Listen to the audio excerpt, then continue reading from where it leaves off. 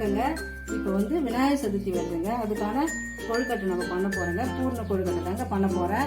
அதுக்கான பொருள்லாம் எடுத்து வச்சுக்கிறேங்க. அதுக்கு 3 பூர்ணம் பண்ண போறேங்க நான். அது வந்து எள்ளு பூர்ணம் ஒண்ணுங்க, இன்னொன்று தேங்காய் பூர்ணங்க, இது வேர்க்கடலை பூர்ணங்க. இந்த 3த்துக்கு தேவையான அளவு இந்த வெல்லம் எடுத்து வச்சுக்கிறேங்க. இப்போ இது வந்து நம்ம மேல் மாவுக்காக மாவு ரெடி பண்ண போறோங்க. அது வந்து பச்சரிசிங்க, 1 டம்ளர் அரிசி பச்சரிசி 2 மணி நேரம் ஊற வச்சிருக்கிறேங்க. கழுவி எடுத்து வச்சுக்கிறேன். இதை வந்து நம்ம மிக்சியில் தாங்க அரைக்க போறோம். வாங்க அரைக்கலாம்.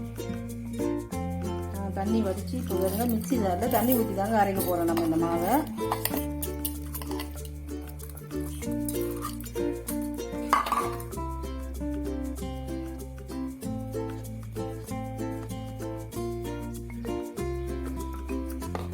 நம்ம மிக்சியில் வந்து அரிசி போடலாங்க.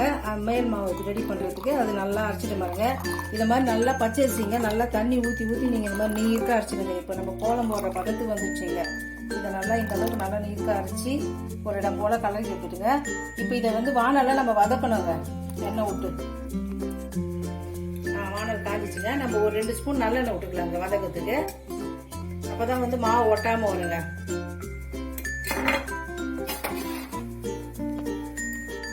நல்லெண்ணெய் ஊற்றிக்கிறேங்க. உங்களுக்கு தேவைன்னா நீங்கள் நெய் கூட ஊற்றிக்கலாங்க. இப்போ இந்த மாவுக்கு வந்து நம்ம தேவையான அளவு உப்பு இதில் போட்டுக்கணுங்க. இப்போ நீங்கள் முக்கியமாக வந்து கை விடாமல் இதை கலரணுங்க. இல்லைனாக்கா கட்டி கட்டி ஆகிடும். நீங்கள் இதை நல்லா வந்து கை விடாமல் அப்படியே கலர்னாதாங்க ஒரே பதமாக வரும். கொஞ்சம் நேரம் பிடிக்குங்க. சிம்மில் வச்சுக்கோங்க. அடுப்பை வந்து சிம்மில் தாங்க வைக்கணும். சிம்மில் வச்சு கலரிக்கினே வாங்க.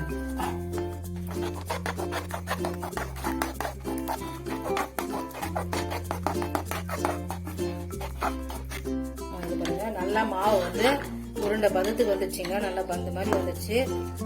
நல்லா வெந்துடுச்சுங்க. இதுலயே வந்து பாதி நல்லா மாவு வெந்துடுச்சுங்க. இப்ப பாருங்க கையில பாருங்க தொட்டா அப்படியே ஒட்டவே இல்லை. அப்படியே கையில ஒட்டாம இருக்குது பாருங்க. இந்த பதம் தாங்க.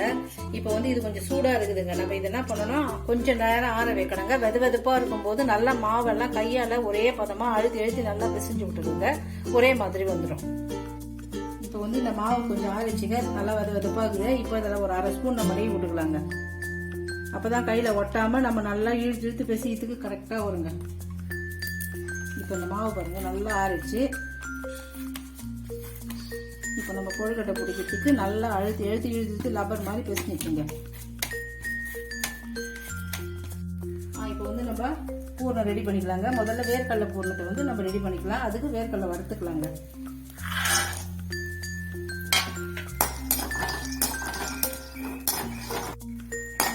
தீ வந்து சிம்மில் வச்சுக்கினே வருங்க. கை விடாம வருங்க. இல்லைனாக்கா அப்படியே வந்து கருகிடுங்க. வேர்க்கடலை இப்படியே வறுத்துக்கினே இருங்க. கொஞ்ச நேரம் வறுத்தீங்கன்னா சிவந்துடும். இப்போ வந்து நம்ம வேர்க்கடலை போடணும். எதுக்கு முக்கியமாக பண்ணுறோன்னா, நிறைய பேர் வந்து எள்ளு கொழுக்கட்டை வந்து இந்த மாதிரி முழுகாமக்கிறவங்கலாம் சாப்பிடக்கூடாதுங்க. அது வந்து குழந்தைக்கு ஆகாது. அதனால வந்து நம்ம சாப்பிடணும்னு அவங்க ஆசைப்படுவாங்க. இப்போ அவங்களுக்கு வந்து நம்ம எப்படி சாப்பிட கொடுக்குறதுன்னு யோசிக்க வேணாங்க. இந்த மாதிரி வேர்க்கடலையும் அதே டேஸ்ட்டு தாங்க வரும். ஆனால் உடம்புக்கு ரொம்ப சத்துங்க வேர்க்கடலை. அதனால இந்த மாதிரி பூர்ணம் பண்ணி வச்சு கொடுத்தீங்கன்னா அவங்களும் நல்லா சாப்பிடுவாங்க. நல்லா வறுபட்டுச்சுங்க. இது வந்து கொஞ்ச நேரம் ஆறணுங்க. ஆறினதுக்கு அப்புறம் நம்ம தோல் எல்லாம் எடுத்துட்டு தாங்க பூர்ணம் ரெடி பண்ணணும்.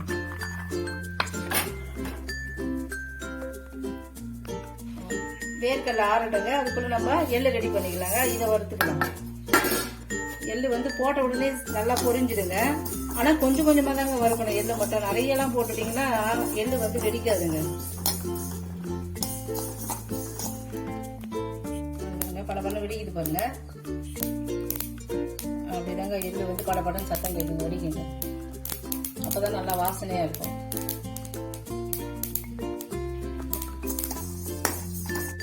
வறுபட்டுச்சுங்க. இதில் நம்ம கொட்டிடலாங்க. கொஞ்ச நேரம் ஆறணுங்க. அதுக்கப்புறம் தான் பூர்ணம் ரெடி பண்ணணும். இந்த மாதிரி நீங்க மொட்டத்தில் போட்டு நல்லா தேய்ச்சினா தோல் எல்லாம் வந்துடும். ஆறுனதும் நம்ம இந்த மாதிரி போட்டு தேய்ச்சிடுங்க. எல்லா தோலும் கலந்து வந்துடும். நம்ம அப்படியே ஒரு புடைச்சிருந்தோங்க. புடைச்சிட்டா எல்லா தோலும் வெளியில வந்துடும். நான் சுத்தம் பண்ணிட்டேங்க. இப்போ வந்து நம்ம இதை மிக்சியில் போட்டு அரைச்சிடலாங்க.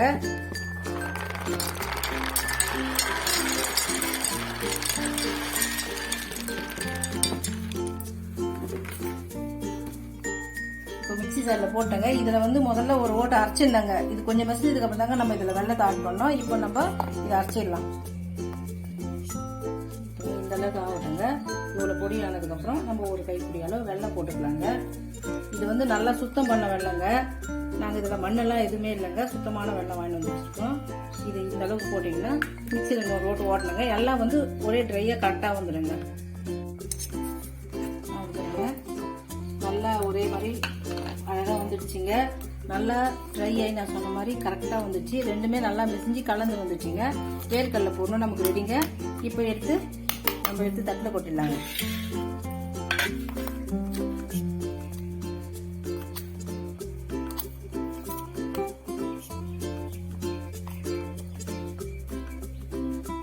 இப்போ வந்து எள்ளு பூர்ணமும் நம்ம ரெடி பண்ணிடலாங்க. இப்போ எப்படி வேர்க்கடலை பூர்ணம் ரெடி பண்ணமோ அதே மாதிரி தாங்க இதுவும் வந்து நீங்க கொஞ்சம் லைட்டா ஒரு ஓட்டிடுங்க.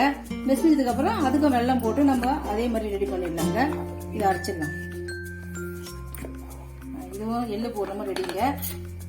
அதே மாதிரி இதுக்கும் கரெக்டா வந்துச்சுங்க. சொல்லலாம் இந்த பதத்துக்கு நீங்க எடுத்தீங்கன்னா சரியான. இதையும் நம்ம எடுத்து தட்டில் கொட்டிடலாம்.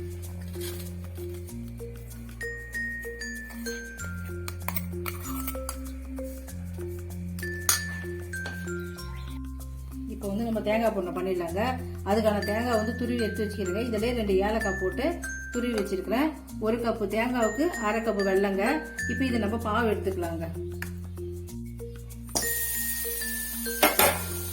1/2 டம்ளர் தண்ணி ஊற்றிக்கலாம்.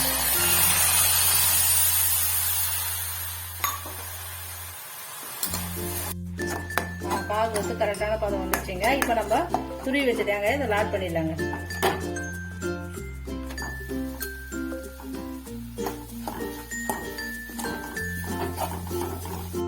பாருங்க நல்லா சுருண்டு வந்துடுச்சு. சும்மா அது வாசனைக்காக நம்ம ஒரு 1/4 ஸ்பூன் நெய் விட்டுக்குங்க. பூர்ணம் ரெடி ஆயிடுச்சுங்க. இறக்கிடலாங்க. அதுக்கு பார்த்தீங்கன்னா நம்ம 3 பூர்ணமும் ரெடி பண்ணிட்டோங்க. எள்ளு பூர்ணமும் ரெடி பண்ணிட்டோம். வேர்க்கடலை பூர்ணமும் ரெடி பண்ணிட்டோம். தேங்காய் பூர்ணமும் ரெடி பண்ணி வச்சுட்டோங்க. அதுக்கான மேல் மாவும் ரெடி பண்ணிட்டோங்க. இதோட நம்ம கொழுக்கட்டை பண்ண வேண்டியதாங்க. கொழுக்கட்டை பிடிச்சிடலாங்க. அது முதல்ல நம்ம வந்து ஒரு புளியார் பிடிச்சி வச்சிடலாங்க.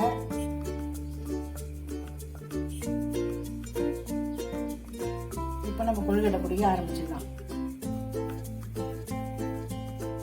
மாவு சாப்பிட்டா இருக்கு பாருங்க. இப்போ உங்களுக்கு கையில ஒட்டுச்சுன்னா அது பாருங்க, நெய் கொஞ்சம் தொட்டுக்கங்க, ஒட்டாம வரும்.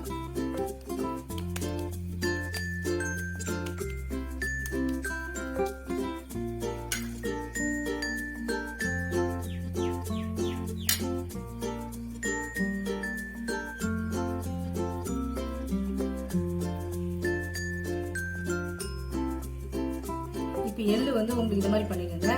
இன்னொன்று உங்களுக்கு வேர்க்கடலை வைக்கிறதுக்கு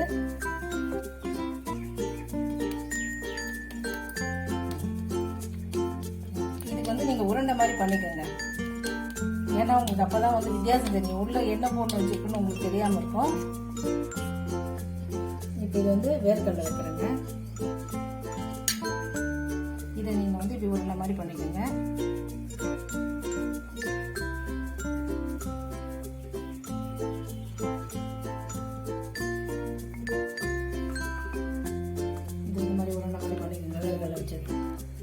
இப்போ நம்ம தேங்காய் பூர்ணம் பண்ணிக்கலாங்க.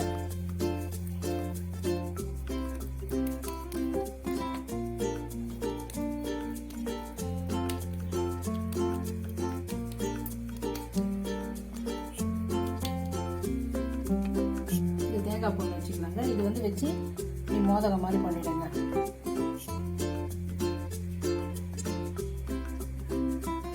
உங்களுக்கு என்னென்ன பூர்ணம் வச்சுக்கலான்ட்டு கரெக்டாக கண்டுபிடிச்சிக்கலாம்.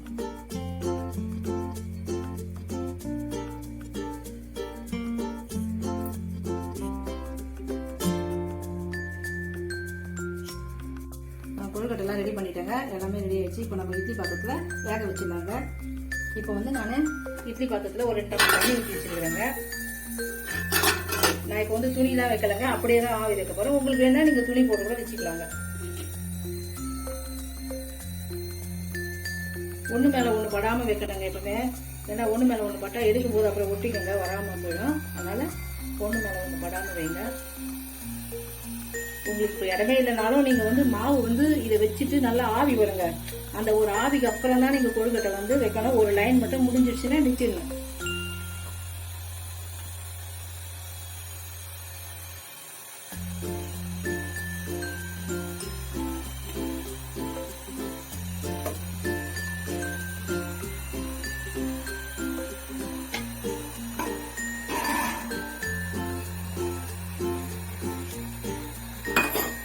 ஓகேங்க, நடத்தி வச்சுட்டு மூடிடலாங்க. மூடிட்டாங்க. ஒரு 10 நிமிஷம் கழிச்சு 10 நிமிஷத்துல வெந்துடுங்க. 10 நிமிஷத்துல நீங்க கொழுக்கட்டை திறந்து பார்த்துக்கோங்க. 10 நிமிஷம் ஆயிடுச்சுங்க, திறந்து பார்ப்பாங்க. கொழுக்கட்டை நல்லா வெந்துருச்சுங்க. நம்ம கொஞ்ச நேரம் ஆற வச்சிடலாங்க. இறக்கி ஆற வச்சுட்டு அப்புறம் எடுக்கணும். ஆறிச்சுங்க. இப்போ வந்து எல்லாம் நல்லா எடுத்து வச்சுட்டேங்க. இப்போ நல்லா சாஃப்டாக இருக்குதுங்க. கொழுக்கட்டைலாம் நல்லா ஷைனிங்காக சாஃப்டாக இருக்குதுங்க. நீங்களும் வந்து உங்கள் வீட்டு விநாயகர் சதுர்த்திக்கு இதே மாதிரி பண்ணுங்கள். ரொம்ப ஈஸியான முறையில் இந்த கொழுக்கட்டை நீங்கள் பண்ணிடலாங்க.